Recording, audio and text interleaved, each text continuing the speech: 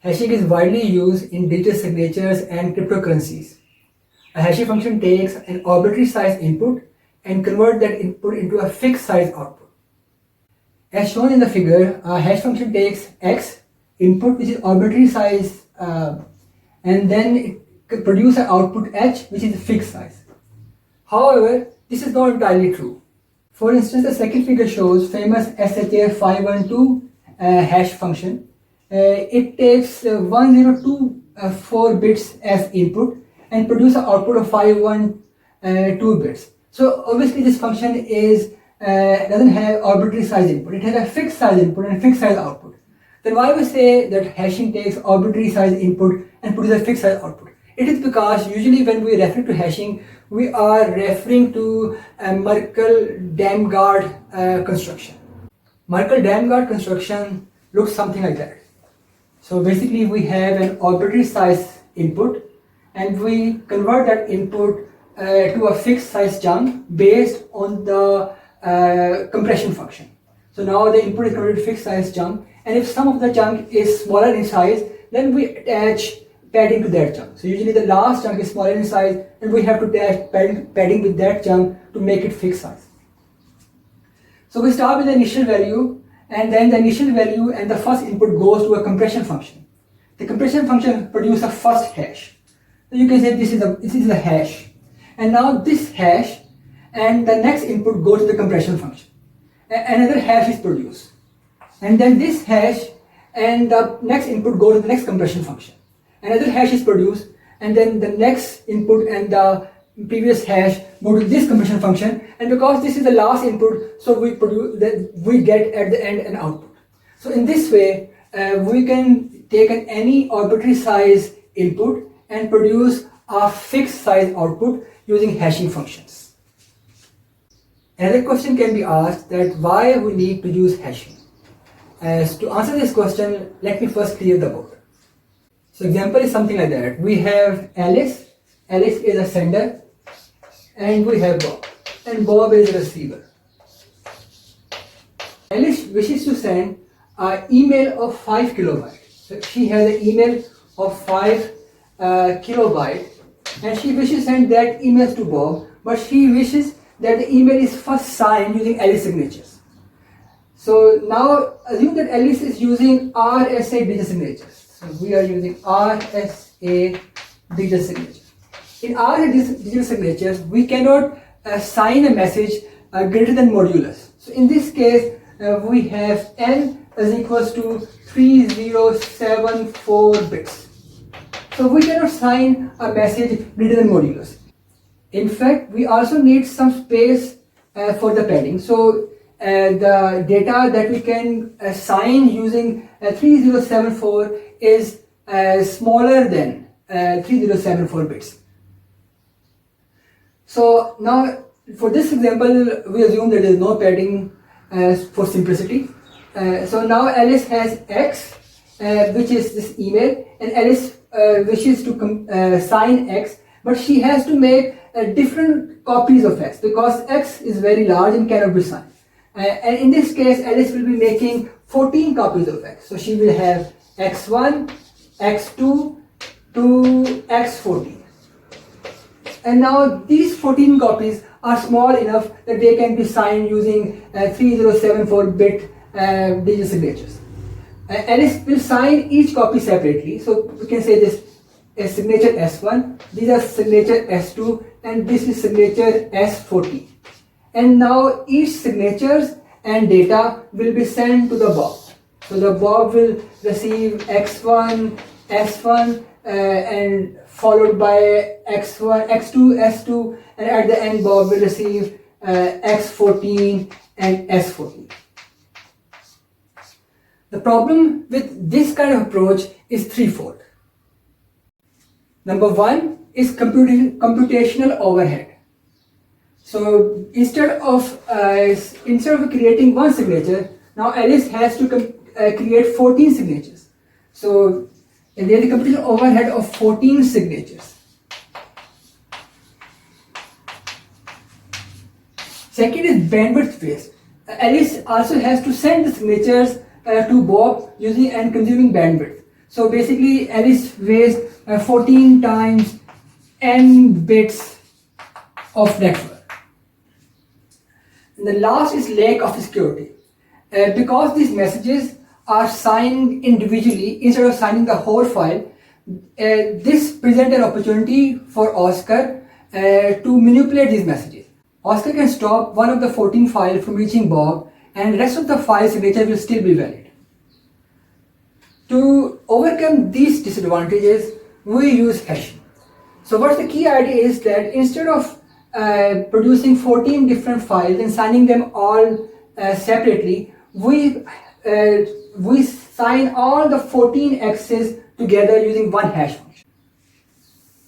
So then basically we have is, so we say x1, x2 and x14 and produce a single hash using a hash function, and then we sign this hash function. She produces signatures based upon this hash function, and then this signatures and all the files are sent to the Bob. If any of the file is altered in this case, then the signatures will not be verifiable by the Bob. So this case has a minimum overhead, because instead of sending 14 signatures, we only have to send now one signature, and instead of consuming bandwidth for the 14 signatures, we only need bandwidth for one single signature, and we don't have a lack of security, because if any one of the files is altered, then the signatures become invalid. A good hash function must have two key properties. And number one property is preimage resistance, which is also known as one-wayness.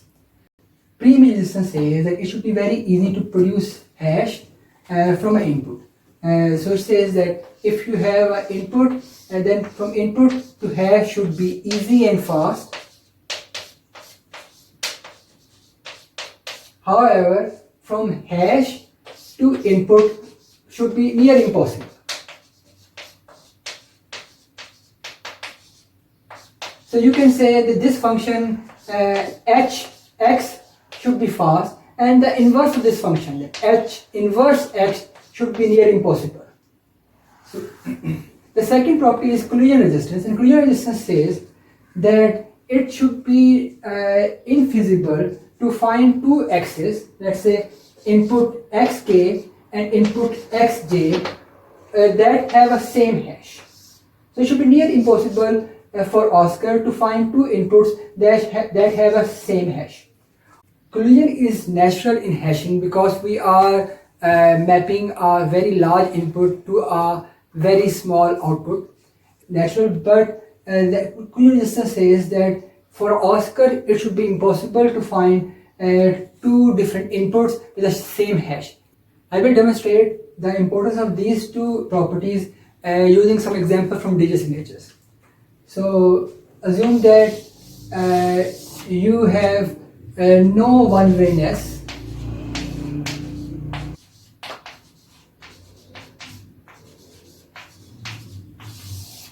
And now Alice wants to send some data to Bob using digital signatures. And Alice has encrypted the data, but by mistake she has not encrypted the signatures. So basically she take data, hash data, produce a hash, and then she sign the hash.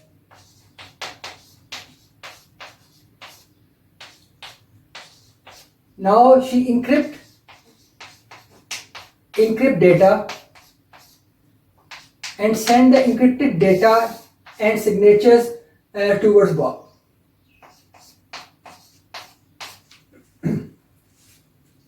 What Oscar can do in this case, that Oscar can first retrieve a hash from the signatures, and then because the hash doesn't have one-wayness, Oscar can retrieve data from the hash. So what Oscar will do,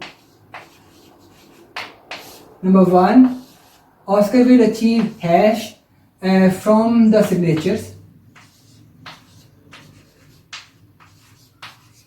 and number two, he will use the inverse function, and because lack of one-wayness, the inverse function can be easily computed, and Oscar will get a data x. So lack of one waviness has these kind of problems, that you can basically get x from the hash, and basically it's sometimes kills the purpose of having hashing at the first place. And so now I will show an example to emphasize the importance of second property, collision resistance. In this example, we have no collision resistance, and Alice wishes to send some data to Bob. So Alice first computes hash of her data, and then Alice signs that hash.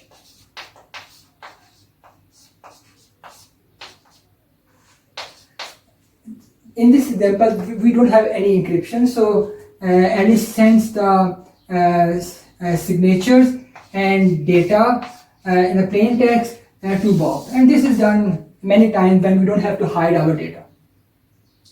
What Oscar will do is Oscar will first get the hash from the signatures.